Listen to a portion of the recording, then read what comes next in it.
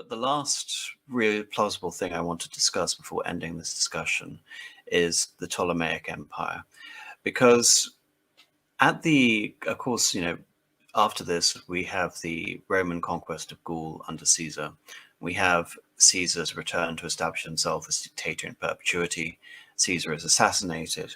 And later, after the assassins are killed, there is a triumvirate established between Lepidus, Octavian, later Augustus, and Mark Antony, the chief lieutenant of Julius Caesar. Now, Mark Antony carries on in the legacy of the Caesar. In fact, he basically picks up the affair which Caesar had begun with Cleopatra. And of course, Caesar had fathered a son by Cleopatra, Caesarion. In the empire in the east, Mark Antony is able to form various alliances. So, for example, he's able to win over the particular adoration of Herod. And again, one of the effects of the dissolution of the Seleucid power base, actually before the reign of Antiochus VII, is the fall of the Seleucid power in Syria to the new state of Judea in the Maccabees revolt. In terms of, again, because we're talking about a rather rapid Roman conquest of all this territory, we have the Mithridatic Wars. Then Pompey the Great comes in, and he is able to consolidate many of these gains. And by around the year 60, all of Syria and the most part of Asia Minor is nominally under Roman control. Crassus tries to go a step further and conquer the Parthian Empire, and we all know how well that went at the Battle of Carrhae. And of course, Antony has the same sort of pretensions in terms of using the new Roman power base in the former Seleucid territories to attack Parthia, and again, really to no avail. However, in terms of maintaining these territories, we have the donations of Alexandria, whereby, exploiting the alliance between Cleopatra and Mark Antony, the various sons of Cleopatra and of course Caesarion would be given significant portions of the former Seleucid Empire to establish themselves as client states all the way throughout Syria, Sicilia, Armenia, and of course Egypt itself, and then possibly again more territory in Asia Minor and even parts of Greece, because these were all parts formerly of the Ptolemaic patronage. And what the donations again could have feasibly led to in any sort of alternative history scenario, say for example, had Octavian died, or say for example, Octavian being defeated at the Battle of Actium, is that a weak and easily sort of manipulated Mark Antony could have directly facilitated a situation where once he died, the children of Cleopatra, ultimately under her control, could have controlled a significant portion of the Alexandrian patronage.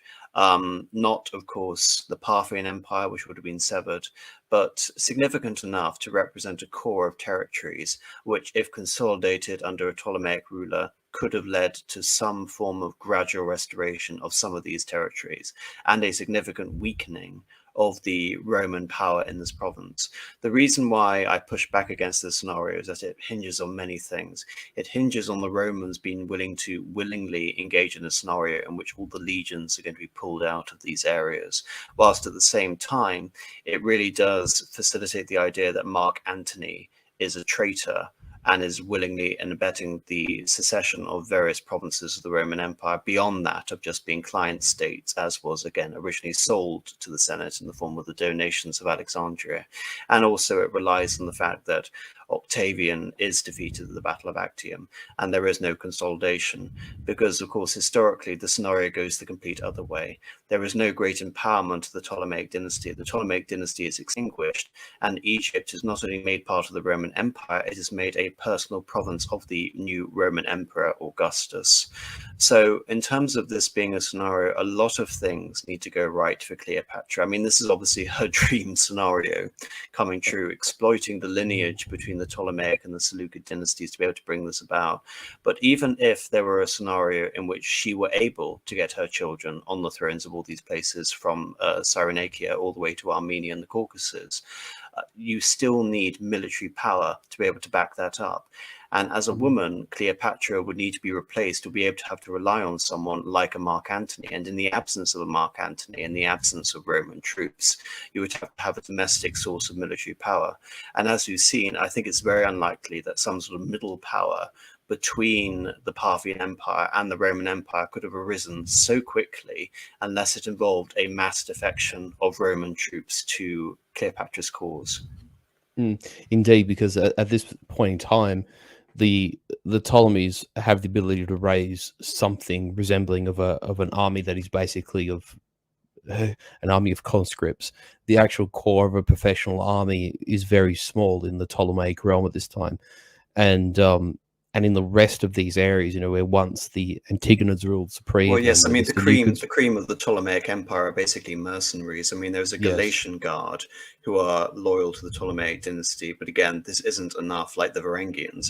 It isn't enough to be able to form the basis of a professional army ready. I mean, in terms of the power of the Parthian Empire, they can protect a palace and a capital city, but not be the center point of an actual army. It's not just Rome. Just look at the Parthian Empire. The Parthian Empire was able to defeat the Romans decisively at Carrhae. So you're putting yourself in between these two military superpowers, and you also have in our scenario, Cleopatra has designs on the restoration of Alexander's entire patrimony. So, and again, this is also, I think, far-fetched in terms of Cleopatra probably made more overtures than any other Ptolemaic ruler to actually ingratiate herself with the people of Egypt specifically.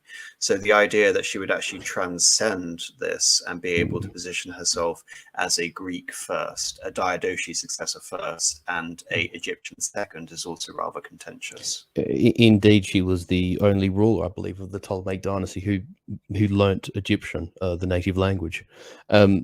Just the point I was sort of making before is that the infrastructure that would have existed even a century before, where the Seleucids were able to raise troops from amongst Hellenic and non-Hellenic populations, where 50 to 100 years before that, the Antigonids had the same power in Syria and Asia Minor, later on in Macedon. By this point, by the time of Mark Antony and Cleopatra, this is long gone. It's long vanished. These population centers are still there, but the point is there's no longer that sort of civic and military infrastructure to support the raising of a, shall I say, Hellenic-oriented army, one that could fight under the banner of the Ptolemies. And the second point that's worth mentioning, because you do state the donations of Alexandria, is that prior to the last war of the Republic, the one between the war, the Battle of Actium, and this ending conflict essentially between Mark Antony and Cleopatra on one hand, and Octavian to become Augustus and the Roman, basically the remainder of Roman society on the other side. Mark Antony, whilst he still has command of his legions, actually attempts a war in Parthia, and whilst the Parthians do win the decisive battle against Crassus at Carrhae, I mean, the other thing is too that the Romans themselves weren't exactly incapable against the Parthians. For instance, I think it was under Vindicius Bassus, where in 38 BC he strikes a very convincing victory over the Parthians at the Battle of Kerhestica, which is in eastern Syria. So Mark Antony attempts to emulate this and attempts to exert Roman control over these provinces in some way as a punitive expedition to avenge Crassus, and B, to in some ways better fulfill the promises of the donations of Alexandria, in order to incorporate some of these territories, which only in the, I suppose, in the Hellenic context, in the context of the Diadochi, have only been recently lost to Parthia. But Mark Antony isn't successful against the Parthians. He gets bogged down in the war in northern Mesopotamia and doesn't actually score success against them. He does attain victory, or at least some degree of a victory, over Armenia. The royal family are taken captive and brought back to Alexandria for something of a mock Roman triumph in Alexandria. But Alexander does not succeed in reconquering any of these, what were called territories of the Seleucids. Well, the Armenian campaign in particular is what spurs on Antony to consider the donations for. I mean, there is a bit of a historical irony in the sense that Armenia under Tigranes the Great, was the one that ultimately destroyed the Seleucid Empire. And here, Mark Antony is considering placing a Seleucid heir through the Ptolemaic dynasty on the throne of Armenia as a form of historic revenge. I mean, I like the tenacity. But if we're talking about, that's the Cleopatrian scenario. Indeed. The other scenario is, I'm less interested in sort of the Caesarian scenario, in which, had, say, for example, Caesar survived, and had he, say, for example, utterly eschewed any pretense of republicanism, and in addition to declaring himself dictator in perpetuity, he did formally declare himself as king. And say, for example, Caesarian would therefore represent some form of Roman Alexandrian hybrid. But in terms of, again, what was more likely was that Mark Antony, had he again won decisively the conflict in the Roman Empire, he could have affected that. Or, say, for example, Mark Antony and Octavian just effect a stalemate. One cannot win against the other. However, Mark Antony is popular enough with the legions in the eastern half of the empire, and he has enough local support with the aristocracy, and he is sufficiently orientalized, whereby a large enough factor of the local population would facilitate him declaring himself king of, say, for example, King of the Greeks, or King of the East, or Lord of Asia, or some other similar title to that, where he formally declares independence from Rome. Because if he can't take over all of Rome and declare himself the ruler of Rome and eliminate Octavian, then he is going to declare himself king within the provinces that he actually has control over.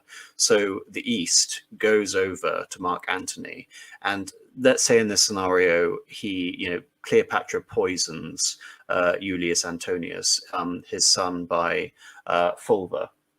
And in this scenario, Alexander Helios is made the heir to this empire. When Mark Antony dies of natural causes after establishing this new kingship in Asia alongside Cleopatra, Alexander Helios would again represent some form of a continuity, in the sense that the line of Diadochi are carrying through the female line.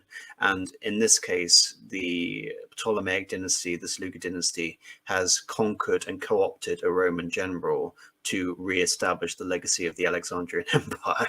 So I think that's probably, to my mind, the last realistic, any sort of feasible scenario in which Mark Antony finally cuts all links with the Roman Empire in a stalemate with Octavian, and declares the East to be his by dynastic right, rather than by republican fiat as a part of this triumvirate alliance. Essentially, he'd be sort of in the process of sort of with his union with Cleopatra, sort of creating this kind of Greco-Roman Basileos, rather than as a member of a triumvirate, or as a sort of a consul general, as it were. He'd have to sever those ties almost completely from his patrimony. Yes, what we're seeing here in this scenario is Mark Antony doing a Heraclius 600 years prior to that, whilst also having married into a direct descendant of one of the original Diadochi, and therefore having that connection to Alexander the Great in a way that, say, for example, Heraclius could never dream of claiming in terms of an Orient. And also, this would be unlike the Byzantine Empire. This would be a system which was explicitly anti-Roman, because it was declared an independence to Rome, as opposed to the continuation of Rome. The only Roman thing about this system is that the founder of this new empire happens to be a Roman general, but he's been thoroughly orientalized. He's not bringing over the Roman system of governance and acting as its representative. He's acting as his own dynast. And also, because I kind of largely know where you're coming from with Heraclius, and I get the comparison, but in this case, what Heraclius did was very much save the empire at a crisis point of absolute. When I'm talking about Heraclius, I'm specifically talking about the Orientalization of Greek, rather than any betrayal of Rome. Definitely not. That much I agree with, but I just want, for the sake of our audience, make that distinction clear. Whereas obviously Marcus Antonius, who, let's not forget, was in his younger years and as a follower of Caesar, was a much celebrated, a very popular man in Rome. And despite, shall I say, personal proclivities and sustained attacks in the Senate by people such as Cicero, for example, Mark Antony remained a very popular figure amongst the Roman citizenry and amongst plebeians up until this point of Orientalization, with him being in Egypt at Cleopatra's side. Another thing to probably consider is that there would have been, because I mean, Mark Antony did command a lot of personal loyalty from legions which had been following him more or less since the first part of the Second Triumvirate War, more or less, as a successor to Caesar. But there would have been a great many Roman troops and yes, there'll be a centurions huge and meet. There'll commanders probably who would not have accepted his command, and there would have been a schism amongst the legions he commanded, yes, for sure. undoubtedly. This scenario, what this scenario hinges on is several things. One is that Octavian is sufficiently incapacitated and his armies are bled significantly to the point where he can't meddle in the affairs of what's going on in the East. And from Mark Antony's side, this is a scenario where he can count on enough legionaries who are loyal to him personally over any conception of the Republic and are prepared to orientalize and essentially do what we saw with Alexander the Great, engage in this figurative mass marriage between the customs and the peoples of the East and bring those into this new Antonian army at the same time. So yes, it will undoubtedly result in mutiny, and undoubtedly, if Octavian was sufficiently powerful, then these mutineers would be able to facilitate a Roman reconquest of all of these territories. But like I said, the scenario depends on Octavian being sufficiently damaged along with his legions, and there being a sufficient amount of loyalty among the legions of Marcus Antonius, Mark Antony, to be able to effect a effective purge and establish himself as the king of Asia. And in a roundabout way, he sort of would, much in a manner that Alexander insisted on a mass marrying of his officers with Persian wives, sort of, 100 years, a couple of centuries later, and Marcus Antonius would go down traverse that same path in the instance that he was at least partially victorious, or would take Octavian to a stalemate and could realize this dream. There would almost have to be this creation of a synthesis, much like Alexander attempted. Yes, and if anything, he would play up, for example, his relationship with Cleopatra as mirroring that of the Roxana, yes, and Alexander. And also, it's interesting that his first son by Cleopatra just so happens to be named Alexander at the same time. So it is possible in terms of the mythology of this regime. I mean, also, this would bring on a huge number of Greeks who had been demoralized and, again, potentially enslaved by the Roman Empire.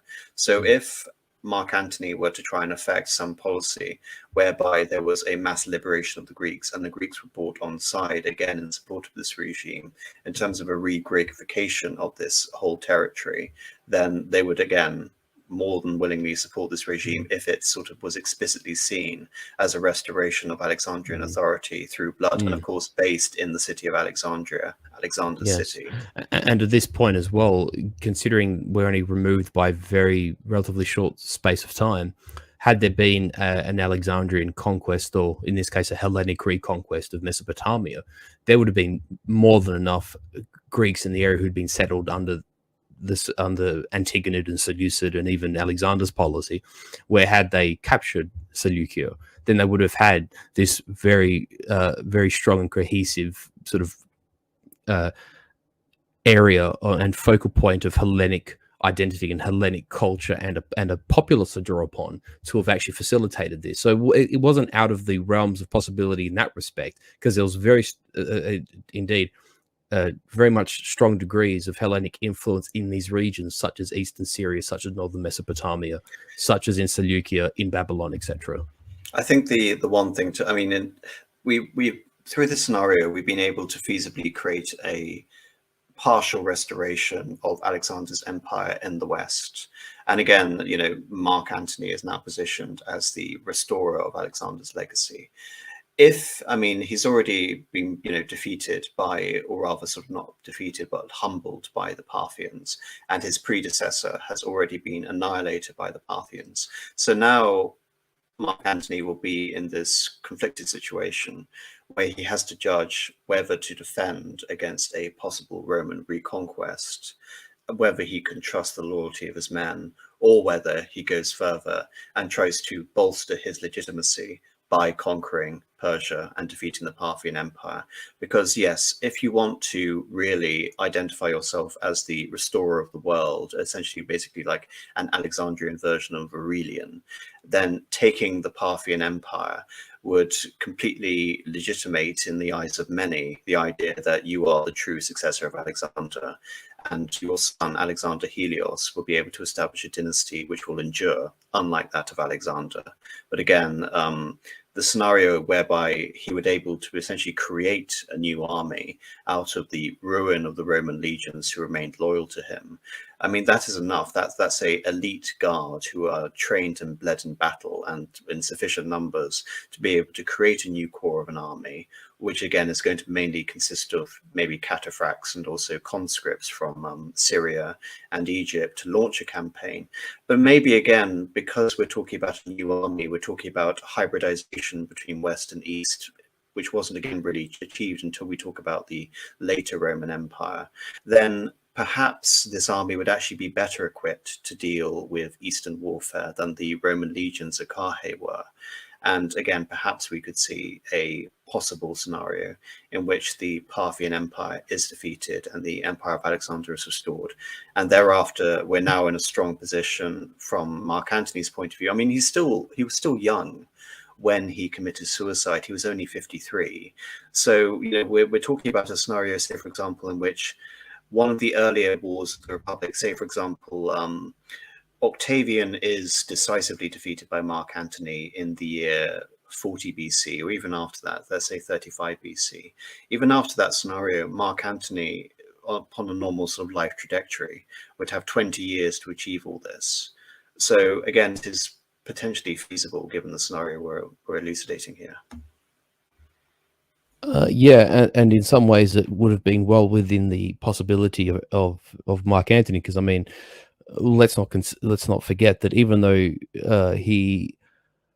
Mark Antony was, shall I say, less fundamental to Caesar's successors than, say, Decius Brutus and Labienus and Publius Crassus and others of other lieutenants of Caesar who were more prominent in, say, the Gallic campaigns and the earlier part of the Civil War, and the invasions of, say, Germania and Britain, etc. But Mark Antony was still himself a very tried and tested soldier in that army, and he earned Caesar's trust by being capable and being a very good a subordinate to Caesar, and a loyal one at that.